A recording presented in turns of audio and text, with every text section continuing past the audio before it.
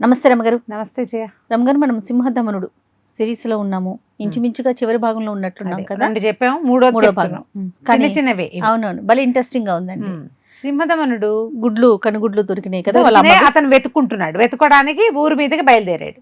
అయితే ఇది కథ మొదటి భాగంలో అతను ఏం చేశాడు, మోహినిని ఒక చోట వదిలిపెట్టాడు. చెట్టు కింద వదిలిపెట్టి వెళ్ళిపోయాడు. ఈ చెట్టు కింద వదిలిపెట్టి వెళ్ళిపోయిన మోహిని ఏమైపోయింది, అతను ఊళ్ళోకి వెళ్ళాడు. ఊళ్ళోకి వెళ్ళిన వాడు అటకే ఉండిపోయి రాజుగారు అమ్మాయిని పెళ్లి చేసుకుని మోహిని మణిమంజరిని ఇద్దరిని మర్చిపోయాడు.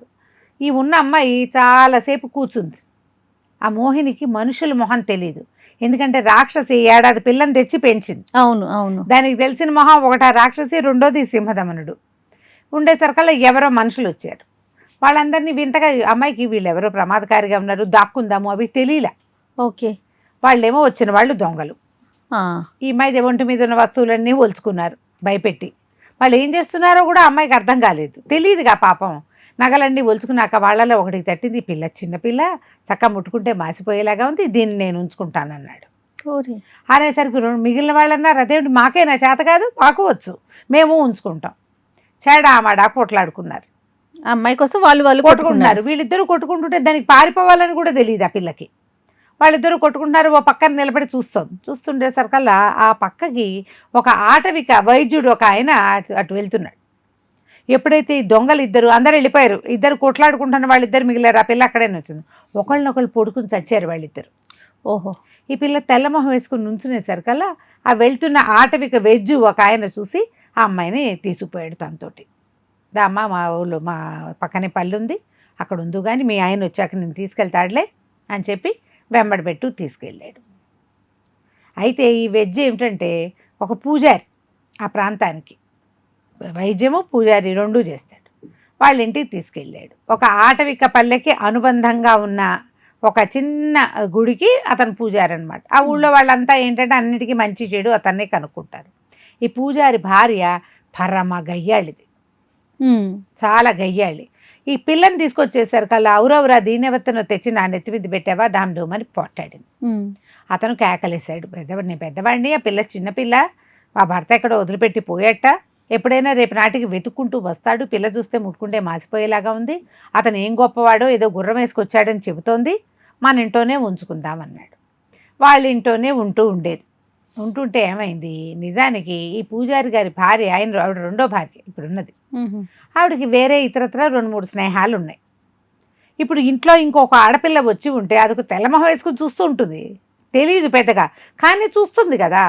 ఆవిడ ఫ్రెండ్షిప్లన్నీ గట్టయిపోతున్నాయి. ఎలాగైనా ఈ అమ్మాయిని వదిలించుకోవాలని ఉన్నది. ఏం చేసింది, ఒకరోజు కాస్త ఏవో లడ్డూలు చేసి దాని మీద ఓ నలకంత విషం చల్లింది. చాలా రోజులు చూసింది ఈ పిల్ల, దానంతటా అది పోతుందేమో, మొగుడు వచ్చి తీసుకుపోతాడేమని. దానికేమో వెళ్ళడం తెలీదు, ఆ మొగుడు ఎవడు రాలవాడు, మర్చిపోయాడు కదా అతను సింహదమనుడు, ఈ పిల్లని మర్చిపోయాడు, రాలేదు.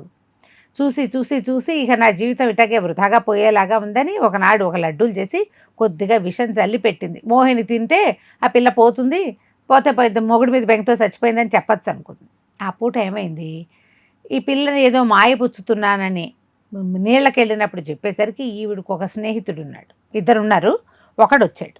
వచ్చేసరికల్లా ఈ పిల్ల ఇంకా పడుకోలేదు, నువ్వు మంచం కింద దాక్కోమని చెప్పి.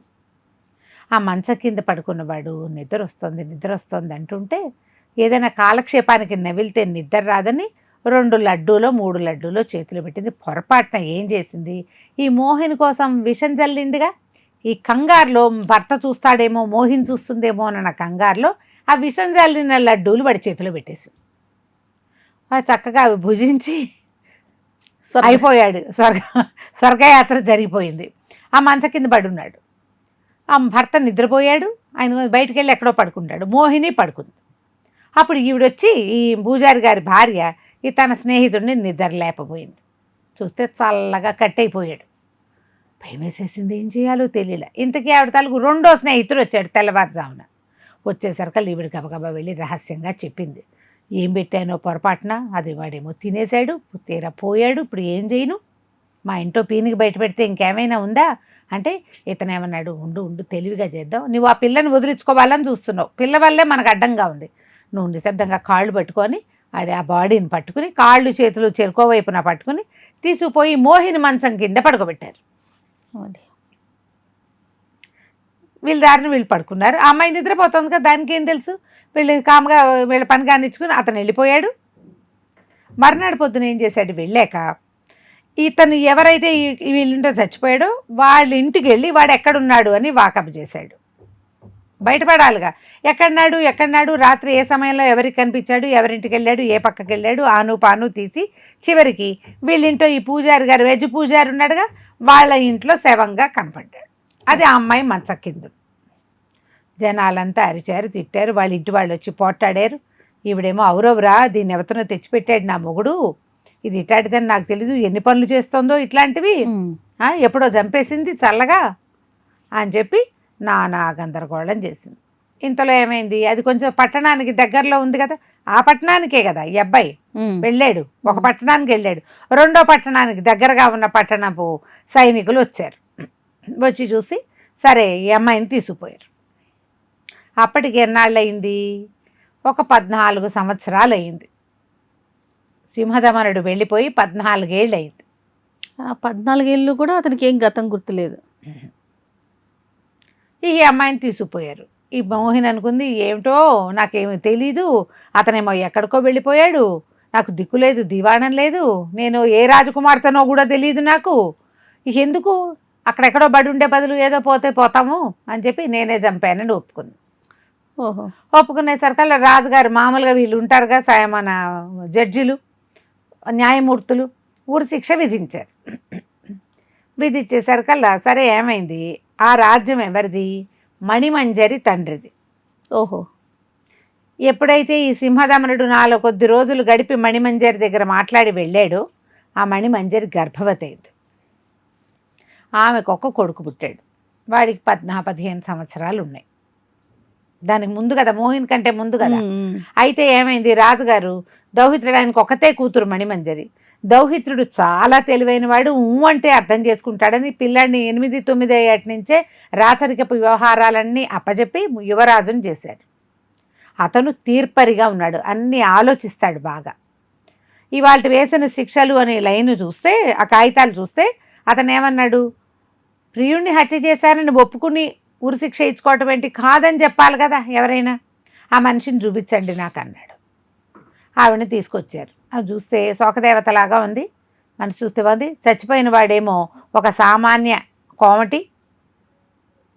ఇంత అందంగా ఉన్న ఆవిడికి వాడితో ఫ్రెండ్షిప్ ఏమిటి, దీనికి అనురూపమైన వాడు ఎవడైనా ఉండాలి కదా. పోనీ ఈమెకు భర్త ఉన్నాడా అంటే భర్త లేడు. భర్త లేకపోతే హాయిగా టింగురంగా మనం ఉండొచ్చు, ఎందుకు చంపేయాలి. ఈయనకి అనుమానం వచ్చింది ఇతనికి, అసలు ఇది అయ్యి ఉండదు. ఇప్పుడు భర్తను చంపింది అన్నా ఒప్పుకోవచ్చు, ఆ భర్తే ప్రియుణ్ణి చంపాడు అన్నా ఒప్పుకోవచ్చు. భర్త లేడు, ప్రియుణ్ణి చంపింది అన్న మాట ఎట్లా కుదురుతుంది, అసలు పొంతం లేదుగా. నేను మాట్లాడతాను అని ఆవిడ దగ్గర కూర్చోబెట్టుకుని, అమ్మాయిని మీ దేవురు, ఏమంటే మీ దేవురు అండి అని చక్కగా కనుక్కున్నాడు.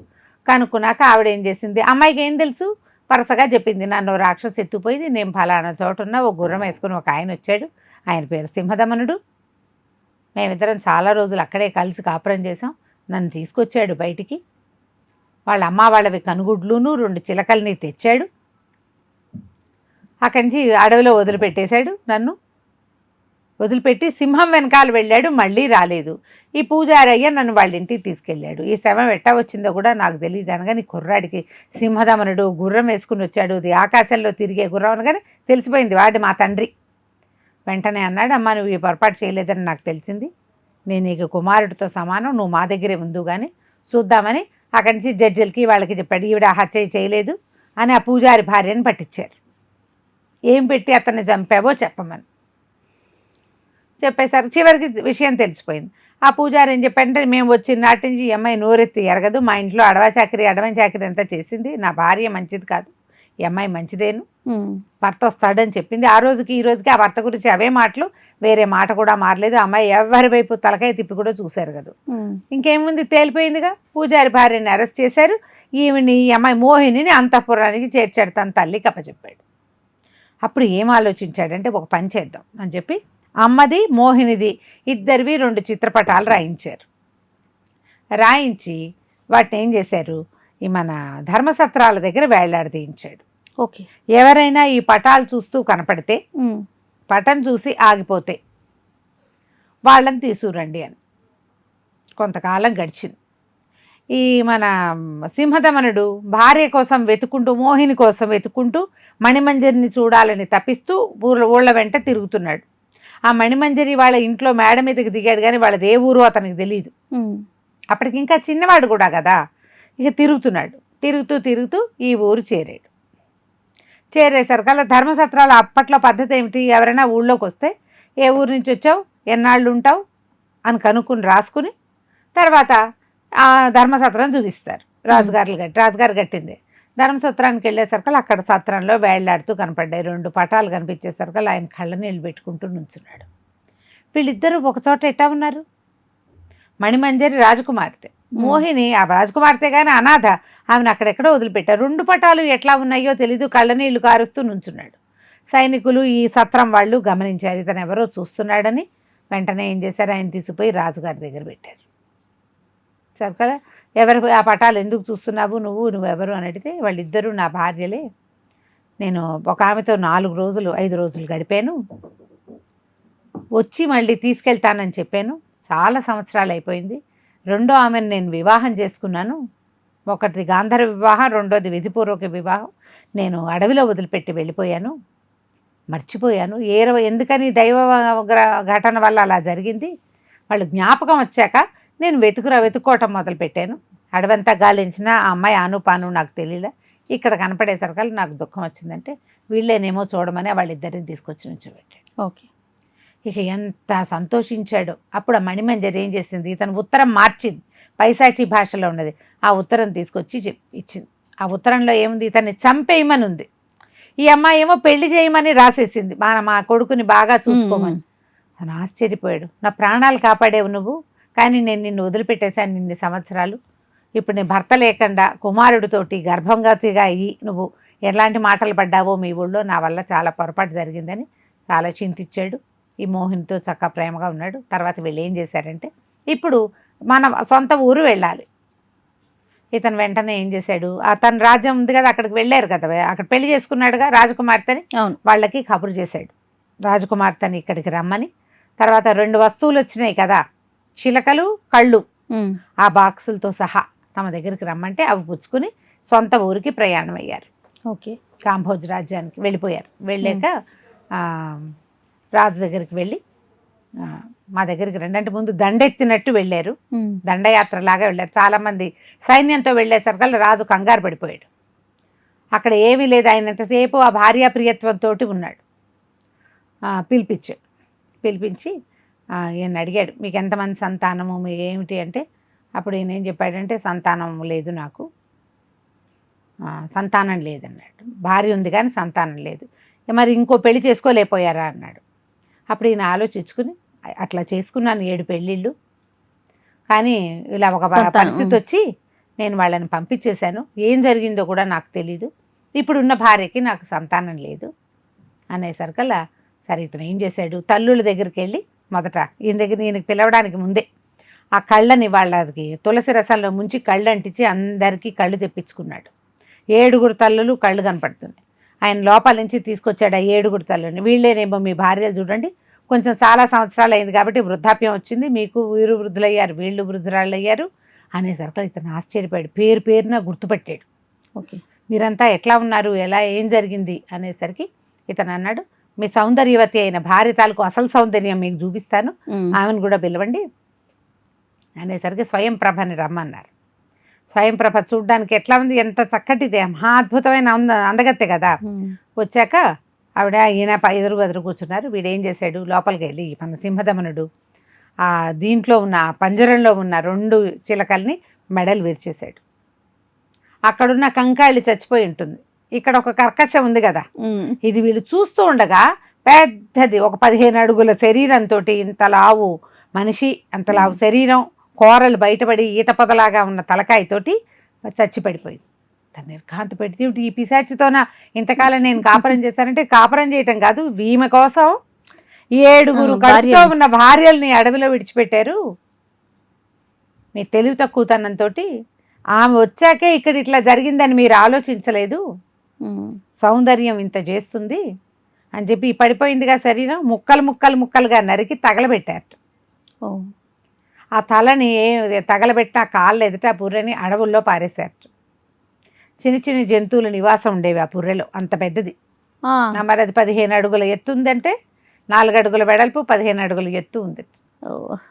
తర్వాత ఇతను సింహదమనుడు తన 3 భార్యలతోటి కుమారుడితోటి తర్వాత ఎంతమందో సంతానం కలిగారు. ఈ 3 రాజ్యాలని ఏలుకుంటూ సంతోషంగా ఉన్నాడు. కథ కంచికి మనం ఏంటి. బా చాలా చాలా బాగుందండి. నమస్తే రమ్మగారు. నమస్తే. And for more videos, please subscribe to iDream. Please subscribe to iDream. Please subscribe iDream. And please subscribe to iDream. For more videos, subscribe to iDream. please like, share and subscribe to the channel. Congratulations, iDream. Subscribe to iDream. Subscribe to iDream. So subscribe to iDream Media. iDream ki iDream team andarki huge congratulations. Please subscribe iDream Media. Please subscribe to iDream. Subscribe iDream. Please subscribe to iDream.